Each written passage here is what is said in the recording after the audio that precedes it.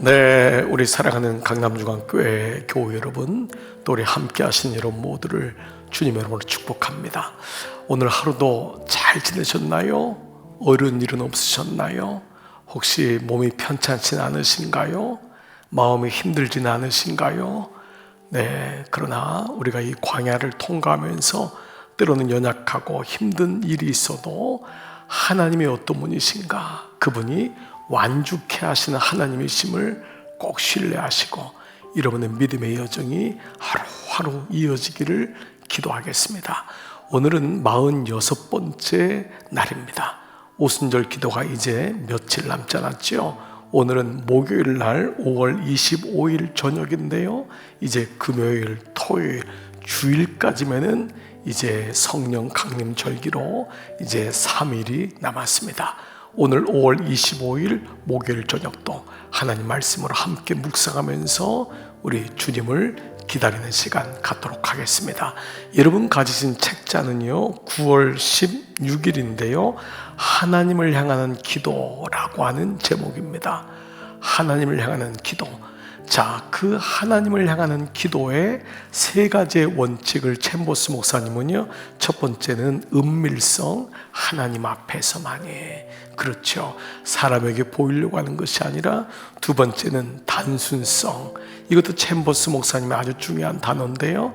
진실함, 단순성. 세 번째는 확실성. 내가 믿는 대로 너의 믿음은 있는가?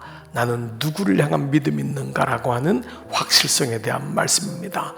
우리가 복원에 대한 말씀을 드리면서 세 가지의 단어를 여러분 말씀을 드렸습니다. 첫 번째는 무엇이었죠? 바로 기도하라. 기도하라. 기도하며 여호와 앞에서, 하나님 앞에서, 그리고 감동과 자원으로. 이 세 가지 타이틀은 우리 모든 인생의 봉헌에, 우리 인생의 끝까지 완주, 봉헌하기 위해서 필요한 단어이기도 합니다. 자, 그런 면에서 기도는 말할 것도 없이 하나님과의 관계잖아요. 자, 오늘 그러한 맥락을 가지고 함께 오늘도 말씀을 이해해 보겠습니다.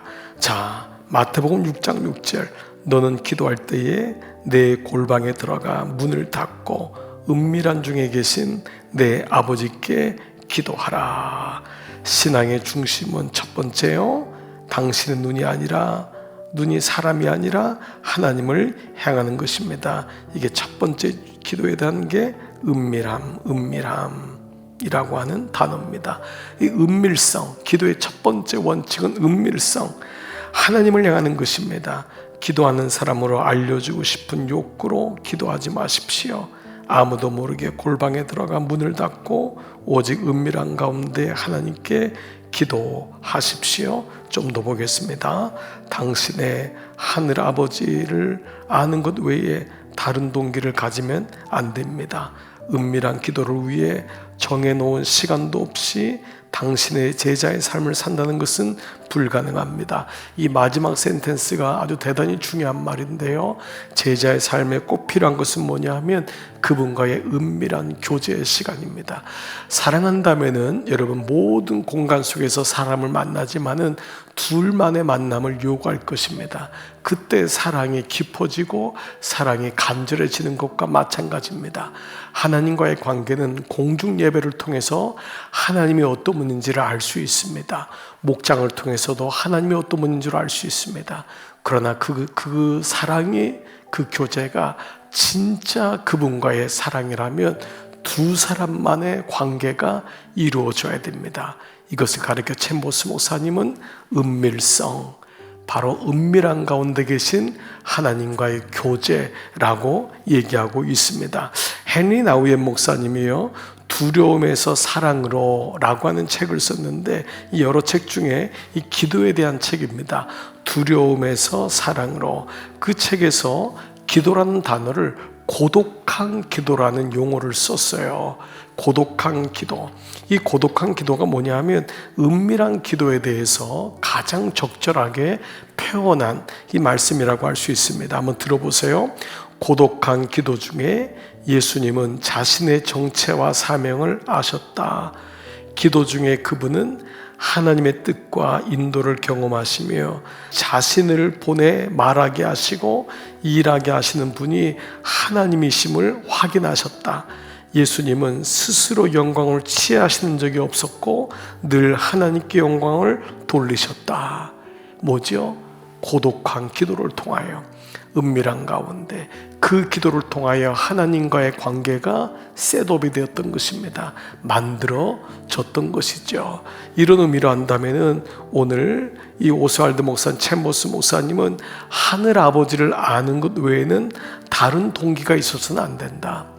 헨리 나우예 목사님의 사제의 얘기로 한다면 주님과 단 둘이 시간을 가지고 기도하라는 권면이며 그 고독한 시간 속에서 자신이 누구인지를, 하나님이 누구신지를, 자신의 사명이 무엇인지를 알게 되었다라는 것입니다. 사랑하는 여러분, 이 말씀엔 굉장히 의미가 있습니다. 기도는 감사한 것이고 기쁜 시간이지만 때로는 고독한 시간이에요. 그 시간을 내는 것도 사실은 쉽지 않고 주님 앞에 어느 시간은 오랫동안 머물러 있어야 돼요. 그런데 오히려 그 고독한 시간을 통하여 고요하게 들리는 세밀한 음성을 들을 수가 있습니다. 그래서 공동체 속의 기도는 필요없고 개인의 고독한 시간으로 가야 됩니다.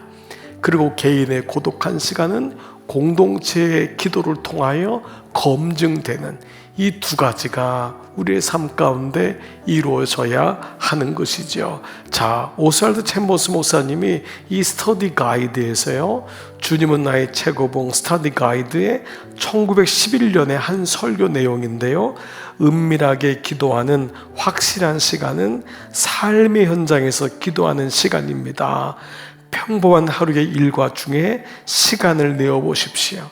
길을 걸으면서 당신의 공간 속에 들어가서 아무도 당신이 기도하고 있을 것이라고 상상하지 못하는 순간에 주님과 동행해 보십시오. 자, 이 표현은 뭐냐면은 주님과 길을 걸으면서 혹은 아무도 생각지 않은 그 공간 속에서 시간을 내어 그분과의 만남을 갖는 것입니다. 참 귀한 시간입니다. 저는 이게요, 우리의 삶 가운데 보면 하나님이 이걸 원하세요. 그래서 여러분, 우리가 때로 아프고 힘들 때 있잖아요. 옛날엔 몰랐잖아요. 아프고 힘들긴 싫은 거예요. 그렇죠. 누가 그걸 원해요? 그러나 우리가 아프고 힘들 때, 머물러 있을 때 하나님과 만납니다. 아무것도 할 수 없을 때. 참 저는 이것을 참 많이 경험합니다. 그래서 옛날에는 아픈 게 힘들고 그건 싫은 거야, 축복이 아니야 라고 했죠. 그런데 고난이 내게 유익이다, 이 말씀이 정말 많이 반추가 됩니다. 그 머물러 있는 그 시간은 아무것도 할 수 없는 시간 같은데 하나님하고 은밀하게 하나님만 바라보게 될 때 하나님의 뜻을 알게 되고, 그리고 비로소 주님의 마음을 알게 되니까 오히려 그 사명감이 더 불타게 되고, 주님 건강 주시면은 제가 주님을 위해서 잘 쓰겠습니다, 이러한 마음을 가질 수 있는 것이죠. 그렇습니다. 오늘 첫 번째, 은밀성, 이것이 첫 번째 기도의 비밀입니다. 두 번째 기도는 뭐냐면 단순성입니다. 기도할 때에 증언부언하지 말라. 하나님은 우리가 열심히 기도하기 때문에 우리 기도를 들으시는 것이 아닙니다. 오직 하나님의 구속의 근거에서 들으시는 것입니다. 하나님께서는 절대로 우리의 열심에 감동받지 않으십니다. 자, 이것을 뭐라고 했죠? 바로 단순성이라고 했습니다. 이건 다른 말로 하면 진실성이라는 거예요. 예. 하나님이 우리의 열심에 감동받지 않으신다라고까지 얘기한 것은 하나님이 감동하시죠. 여러분이 그렇게 애를 쓰고 그렇게 기도해 보려고 하는 것 왜 모르겠어요. 그러나 우리의 이 마음이 중언부언하는 그런 마음이 되면 안 된다는 거예요. 이 마음이 하나님 앞에 진실한 마음으로, 단순한 마음으로. 그래서 너희가 말을 많이 해야지 내가 듣는 줄 아느냐? 예수님 말씀하셨잖아요. 기도를 많이 거창하게 하고 잘해야지 듣는 건 줄 아느냐? 그게 아니라는 거죠. 그 안에 진실함이, 단순함이 있는 것, 이것이 어떤 기도보다도 중요하다라는 거죠. 자, 좀 더 볼까요? 기도는 단지 하나님으로부터 뭔가를 얻기 위한 것이 아니라, 물론 이것은 기도의 가장 초보 단계입니다. 여러분 이제 이해되시죠? 우리가 이 메시지를 얼마나 많이 나눴어요? 기도는 강구가 필요하지만 이거에 붙잡히면 초보 단계에서 못 벗어나잖아요. 아이가 매일마다 엄마 아빠에게 달라고 하는데, 땡깡 부리고 하는데, 아니 아이가 20살이 돼서도 30살이 돼서도 늘 그렇게 땡깡 부린다면 여러분 이건 정신적으로 문제가 있는 거잖아요. 아이가 성숙해야 되잖아요. 자녀도 마찬가지입니다. 그래서 기도는 교제로 가는 거죠. 초보 단계가 바로 뭔가를 얻기 위한 거라는 것을 얘기하죠.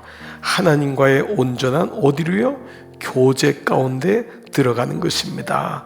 만일 하나님의 아들이 중생에 의해 내 안에 계시다면 그분은 우리의 상식을 넘어서는 곳까지 강권하셔서 우리의 기도 내용 및 기도의 자세를 변화시킬 것입니다. 이게 뭐냐? 내가 처음에는 기도하는 것 같지만 그 다음에는 주님이 나를 끌고 가시는 거예요.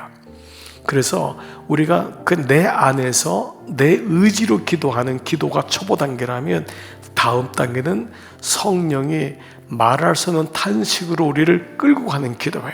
그래서 여러분이 먼저 의지적으로 주님 앞에 순복하고 무릎만 꿇으면은 성령께서 우리를 끌고 가세요.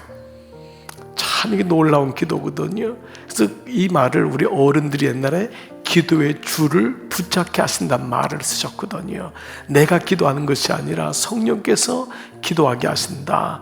이것을 위해서는 주님 앞에 어떤 미사오구나 어떤 화려한 말, 이것이 아니라 진실함으로, 단순함으로, 주님, 나는 주님의 아들입니다, 주님의 딸입니다, 저를 도와주세요 라고 하는 그 단순함, 거기서부터 기도는 사실 역사하는 힘이 큰 거죠. 스펄전 목사님, 여러분 이 스펄전 목사님의 구약 설교 노트라고 하는 책이 있습니다. 이 구약 설교 노트에서 기도의 단순성에 대한 이 존 트랩이라고 하는 한 목사님의 글을 인용했는데 한번 들어보세요. 하나님은 우리가 얼마나 자주 기도하는지, 우리의 기도의 수학이 무엇인지, 응답이 무엇인지를 주목하지 않으신다. 우리가 얼마나 오래 기도하는지, 우리가 얼마나 많은 것을 얻어냈는지, 그것이 아니라 또 어떤 방법으로 기도하든지 하나님은 여기에 대해서도 관심을 기울이지 않는다. 다만 한 가지, 기도가 얼마나 마음으로부터 나오는지. 그러니까 어떤 사람은 나는 기도 응답을 이렇게 많이 받았어요, 나는 이렇게 얼마나 자주 기도했어요, 몇 시간 기도했어요. 다 귀해요. 너무 귀한 거예요. 이것이 자기 자랑이 아니라면 귀한 거죠. 그런데 정말 하나님이 귀하게 여기는 건 뭐냐 하면 얼마나 마음으로부터 나오는 기도인지, 하나님은 우리 기도의 진실함을 중요하게 여기신다. 그러므로 기도를 효력 있게 하는 것은 은사가 아니라 은혜다. 이게 포인트입니다. 어떤 사람은 기도가 은사가 있다고 생각합니다. 실제로 기도를 오래 하는 분이 있어요. 방언을 통해서도 통변을 통해서도 기도를 오래 하는 분이 있습니다. 그러면 우리는 그 사람은 기도에 은사가 있어 라고 생각합니다. 여러분 그렇지 않습니다. 여러분 물론 기도의 은사를 통해서 중보 기도자를 세우시고 그 선물로 주신 마음이 있어요. 그러나 기도의 본질은 은사가 아니라 은혜다. 아멘. 그렇습니다.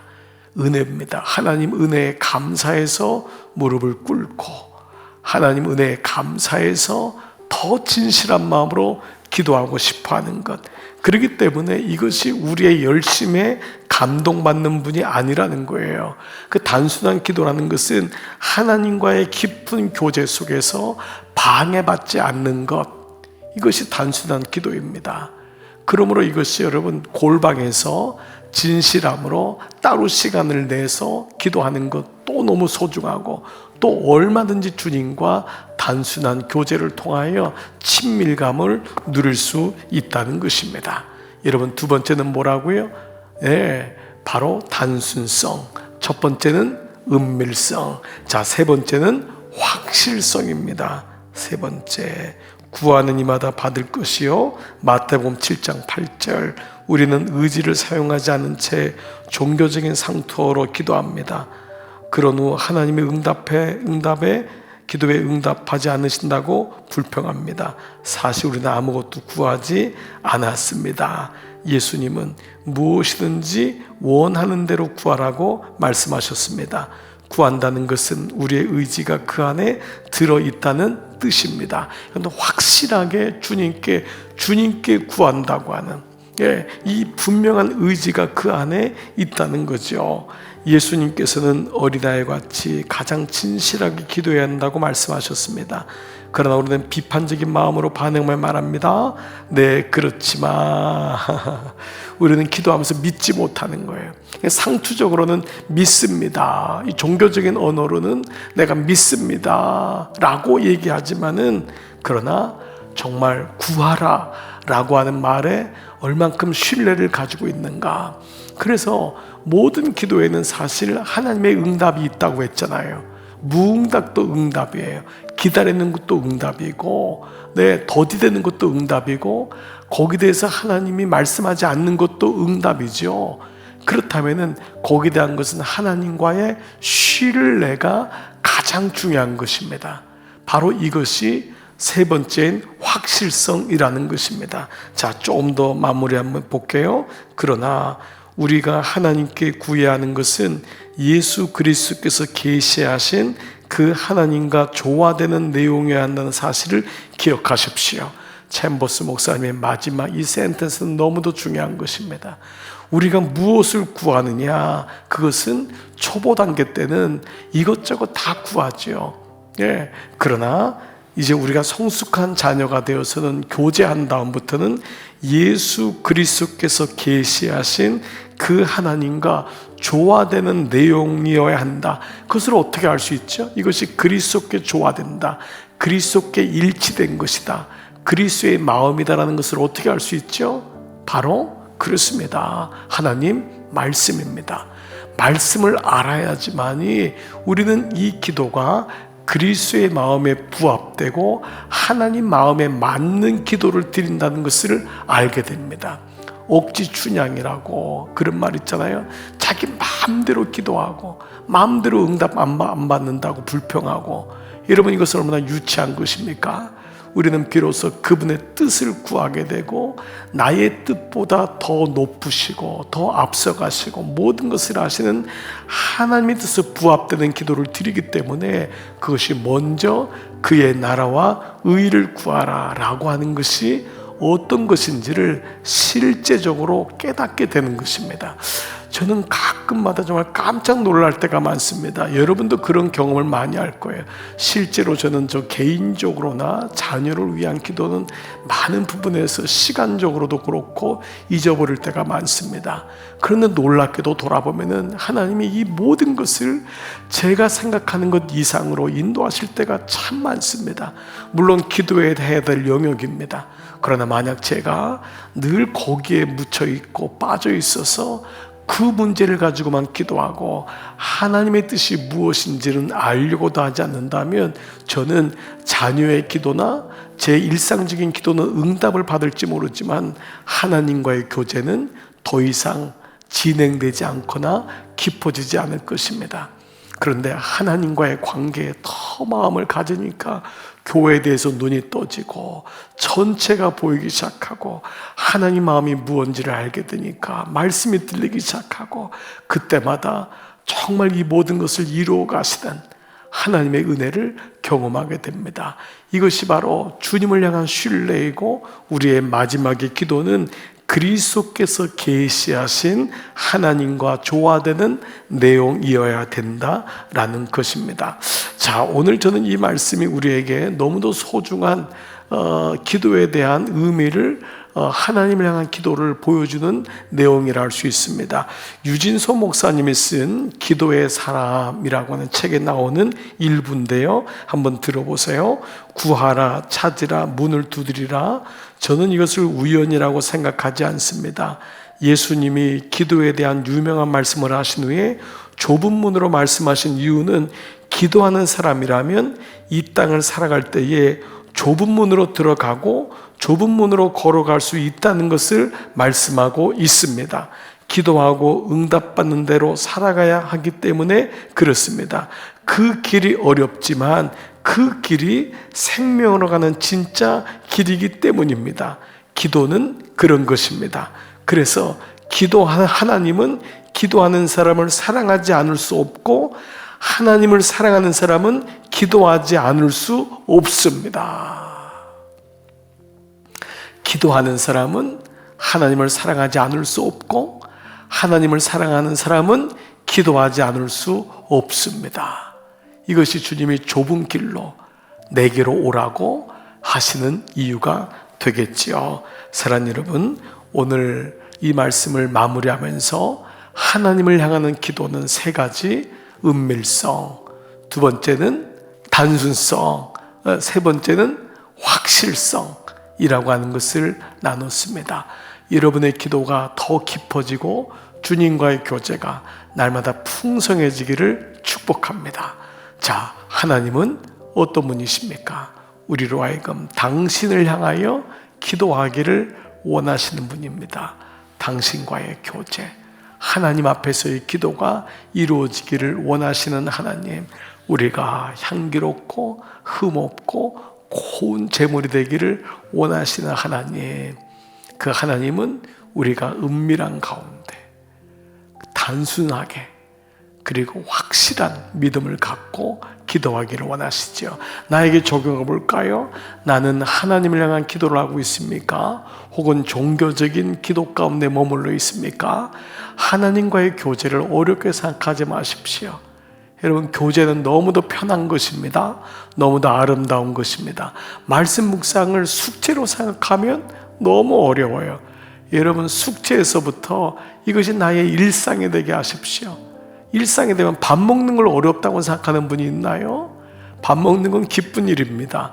누군가의 만남을 어렵게 생각하는 분이 있나요? 그럼 못 만나죠. 그 만나는 것 자체가 기쁨인 거예요.